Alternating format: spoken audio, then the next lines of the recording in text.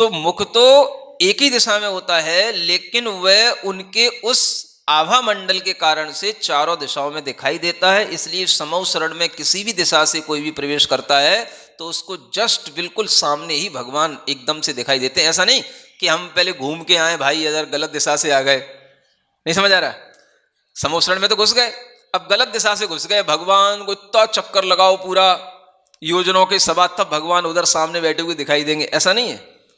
12 सभाएं बिल्कुल, जो ये राउंड टेबल कॉन्फ्रेंस होती है ना, इसका फंडा भी यहीं से निकला है। हाँ क्या समझ आ रहा है? हाँ बिल्कुल, उनकी सभा राउंड टेबल तो होती है, बीचों बीच में वो बैठे हैं, लेकिन राउंड टेबल में कोई बीचों बीच में नहीं बैठता है, सब एक दूसरे के ऐसे गोला बनाकर बैठ जाए ताकि सबको एक दूसरे का मुख दिखाई दे। लेकिन भगवान बीचों बीच में बैठते हैं और चारों ओर गोलाकार वो सभा होती है, चारों ओर भगवान दिखाई देते हैं। भगवान का मुख हमेशा हर दिशा में बिल्कुल ऐसा दिखाई देगा जैसे भगवान के मुख के समक्ष ही हम इसी दिशा में बैठे हैं, भगवान हमको ही देख रहे हैं। ये उस योगी की एक अपने अंदर ऐसी शक्ति उत्पन्न हो जाती है जिसके कारण से अगर कोई सामान्य भी योगी होता है तो भी आपको लगता है उसके सामने बैठ करके कि जैसे ये हमको देख रहे हैं। समझ आ रहा है? और वो किसी को नहीं देखते हैं, लेकिन आपको लगेगा वो हमको देख रहे हैं। तो इसी तरीके से ये जो परम योगी हो जाते हैं उनको ऐसा लगता है, उनके सामने बैठ करके सामान्य व्यक्तियों को ऐसा लगता है कि ये भगवान हमको देख रहे हैं, लेकिन भगवान किसी को नहीं देख रहे हैं, तुम भगवान को देख रहे हो और सबको भगवान दिखाई दे रहे हैं। समझ आ रहा है? तो ये बहुत बड़े विज्ञान है इन अतिशयों में, है जो इतनी डिटेल के साथ शायद हमने पहली बार ही आप लोगों को सुनाए हैं, और आप भी शायद पहली बार ही सुन रहे हैं। ये केवल ज्ञान के 10 अतिशय हुए, इतना ही, ये आज 10 अतिशयों की पूर्ति हो गई। इतना ज्ञान आप अपने पास में रखना। थोड़ा 5 मिनट के लिए ध्यान करते हैं। सीधा कमर करके बैठे, कमर सीधा रख के बैठेंगे। आज आपकी स्थिरता के लिए एक स्पेशल चीज आपको बताने जा रहा हूं। जब भी आप बैठें तो अपने दोनों हाथों को एक के ऊपर एक रख करके, ऐसा रखना नहीं, एक के ऊपर एक। देखो इधर देखो, नाभि के पास अपनी दोनों हथेलियां लाओ, नाभि के पास अपनी दोनों हथेलियां लाओ, है ना? हाँ हाँ, कुछ नहीं है, कोई खास बात नहीं है, बस ये हाथ थोड़ा सा, है ना, 4 अंगुल ना कह करके 2 अंगुल भी अगर ऊपर रखोगे, एक से दूसरा टच नहीं होना, और हाथ एक के ऊपर एक रखना, ठीक है ना? और ऐसी स्थिति में बैठ करके सिर्फ अपनी श्वास पर ध्यान देना। ये हाथ अपने ना तो पेट से टच करे ना हाथ हाथ से टच करे, पेट से भी थोड़ा अलग रखना, नाभि के पास रखना, ठीक है ना? बैठो। ये भगवान को, भगवान का बैठने का ये तरीका, इसको, है ना, जिन मुद्रा इसी को कहा जाता है। और गर्दन बिल्कुल सीधी रखो, श्वास को, आंख बंद करो और श्वास पर पूरा ध्यान लाओ। एक जो श्वास हम ले रहे हैं और छोड़ रहे हैं उसको सामान्य रूप से, ना जबरदस्ती छोड़ना ना जबरदस्ती श्वास लेना, सिर्फ जो श्वास चल रही है उसको एक गिनना, जो श्वास सामान्य से हम ले रहे हैं और छोड़ रहे हैं। ऐसे 27 टाइम्स श्वास को गिनना है।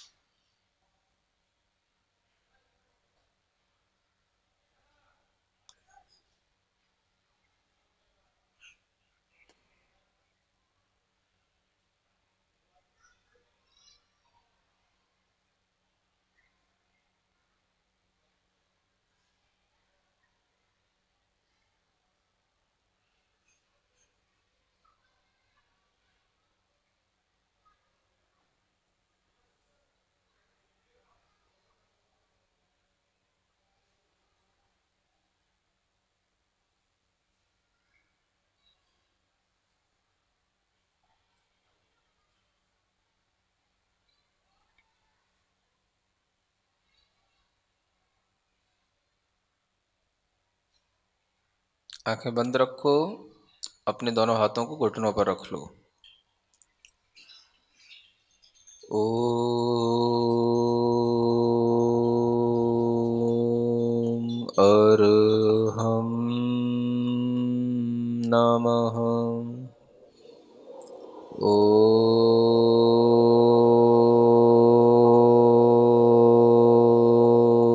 अरहं नमः। ओम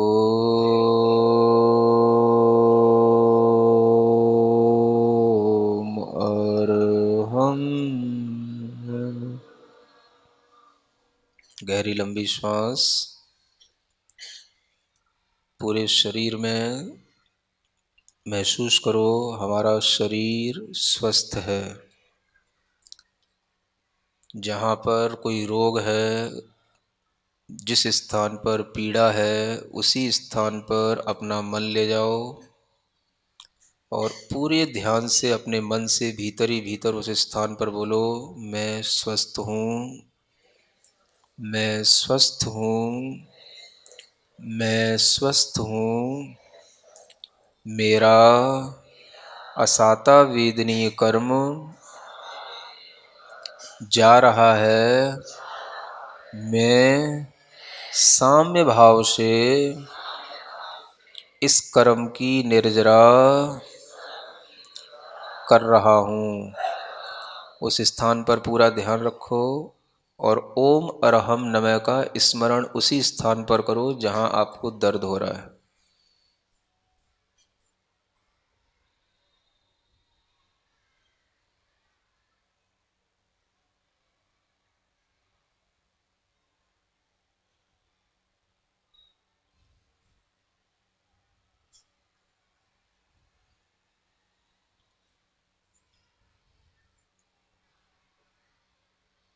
अगर दर्द नहीं है, स्वस्थ हैं, तो पूरे शरीर में महसूस करो, मेरा शरीर औदारिक से परम औदारिक की यात्रा पर है।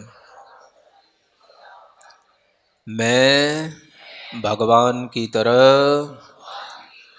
बिल्कुल स्वस्थ, निरोगी और हल्का बन रहा हूँ, बन रहा हूँ, बन रहा हूँ। इसी को बार बार अपने माइंड में दोहराओ।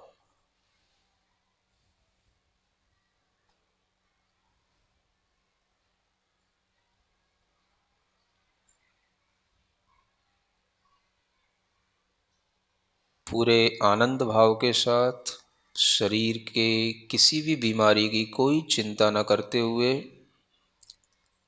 अपने दोनों हाथों का जोर से उपयोग करते हुए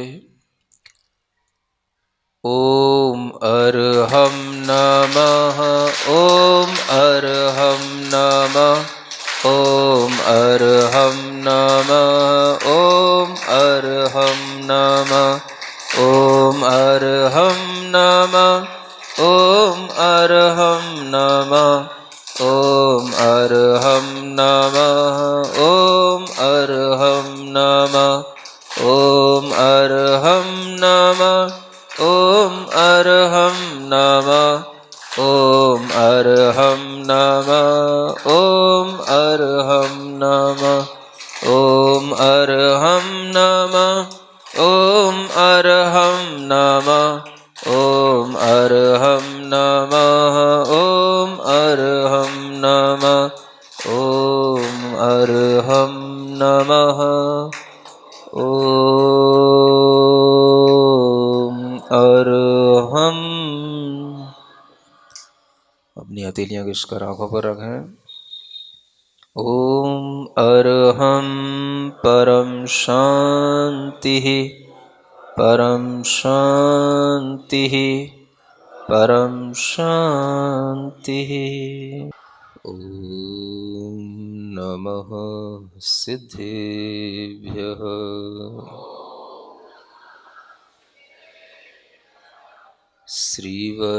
श्रीवर्धमान जिन देव पदारविंद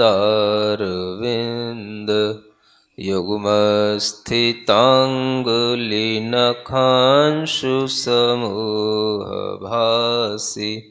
प्रद्योतते खिलसुरेन्द्रकिरीटकोटि भक्त्या प्रणम्य जिनदेवपदं स्तवीमि। देवादिदेव वर्धमान महावीर भगवान की, आचार्य गुरुवर श्री विद्यासागर जी महाराज जी की। आप लोग निरंतर भगवान महावीर स्वामी के बारे में सुन रहे हैं। उसी क्रम में आज यह श्लोक नंबर 16 हो चुका था, 19वां पढ़ते हैं, जिसके बाद आगे की बात बताई जाएगी। तीर्थेश्वरा विगत काल चतुर्थ केस्मिन् संदीक्षिता बहुल संख्यक भूमिनाथैः जानन्नपि त्वमगमो नहि खेद में को वाचयमो द्विदश वर्षमभिर्विरत्य। इस चतुर्थ काल में जितने पहले जो तीर्थेश हुए, कई कई राजाओं के संग दीक्षित हो तप त्याग किए। आप जानते थे यह भगवन, फिर भी आप न खेद किए। मौन धार कर एकाकी हो 12 वर्ष विहार किए।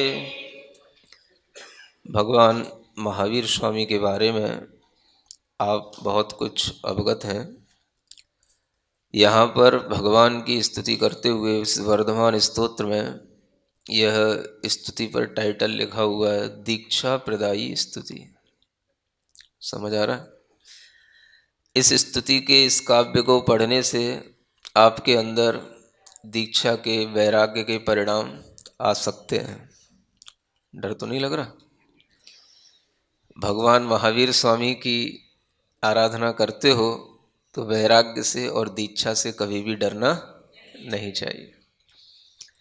जब हम भगवान महावीर स्वामी के बारे में यह जान लेते हैं कि भगवान ने जब दीक्षा ली तो उस समय पर उनके साथ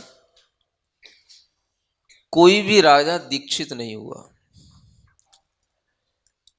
सभी तीर्थंकरों के साथ में ऐसा हुआ है कि जब उन्होंने दीक्षा ली तो उनके साथ में अन्य अनेक राजाओं ने दीक्षा ली, लेकिन भगवान महावीर स्वामी के साथ में कोई भी राजा ने दीक्षा नहीं ली। दीक्षा लेने के बाद में भगवान अकेले ही विहार किए। आप जानते हैं कि भगवान की उम्र 72 वर्ष की थी और उस 72 वर्ष की उम्र में उन्होंने 30 वर्ष की उम्र में गृह त्याग करके तप धारण किया था। 12 वर्ष तक उन्होंने जगह जगह पर विहार करते हुए मुनि भेष में, दिगंबर भेष में उन्होंने अपनी ध्यान साधना के माध्यम से अपनी आत्मा की आराधना की। केवल ज्ञान की प्राप्ति जब तक न हो जाए तब तक वह मौन रहकर ही विहार करते हैं। 12 वर्ष तक वो मौन रहे हैं। 42 वर्ष की उम्र में लगभग उन्हें केवल ज्ञान की प्राप्ति हुई है और फिर उस केवल ज्ञान की प्राप्ति होने के बाद में उनके दिव्य उपदेश हुए और उस दिव्य उपदेश के साथ भी उनका विहार होता है। और जितनी भी उम्र अब बची रह गई है उस पूरी उम्र में उनका वह धर्मोपदेश देते हुए जगह जगह पर समव शरण की सभाएं लगते हुए उनका विहार चलता है। तत्व के ज्ञान को लोगों तक पहुंचाते हुए वो अहिंसा की प्रभावना करते हुए अपने पूरे उम्र भर अत्यधिक धर्म की प्रभावना करते हैं। धीरे धीरे वह समय आता है जब उनका वह उम्र पूरी होने को होती है। जब उम्र समाप्ति की ओर होती है, आयु कर्म जितना व्यक्ति लेकर के आता है उतना ही जीता है।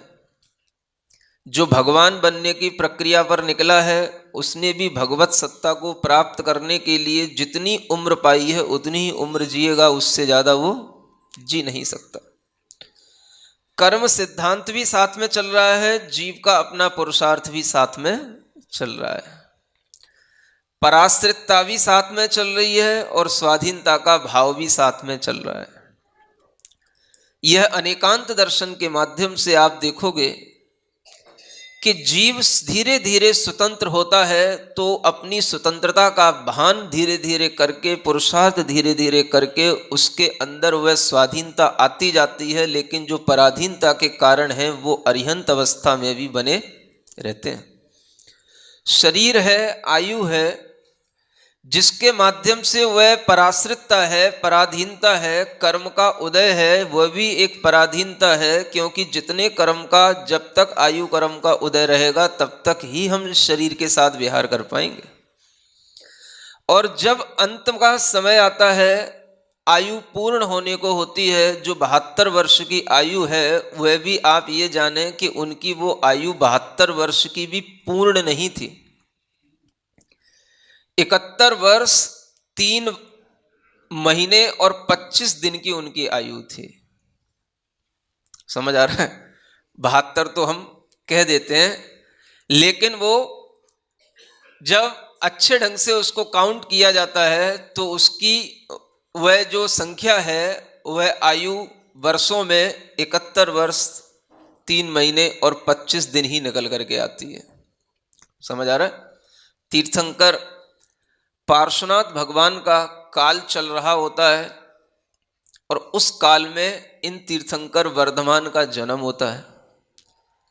काल तो पिछले तीर्थंकर का चल रहा है और पिछले तीर्थंकर का काल केवल 250 वर्ष का काल है और उसी 250 वर्ष के काल में इनकी आयु भी गर्भित है।